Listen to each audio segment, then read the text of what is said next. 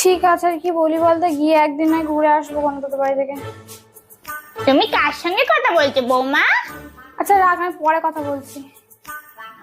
আসলে মা, ভাই না একজনের সঙ্গে প্রেম করেছিল, সেই মেয়েটার বাড়ি থেকে খুব ঝামেলা হচ্ছে, বিয়ে দেবে না বলে।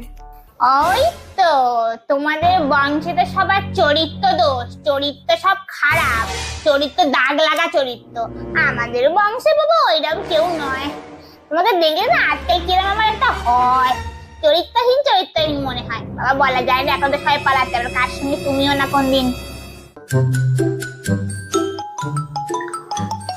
মা, দিদি ফোন করছে।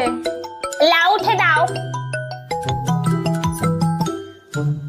মা বলছি আমার মেয়েটা না পালিয়ে গেছে, মা তোমরা যত তাড়াতাড়ি সম্ভব চলে আসো। আমরা যাচ্ছি।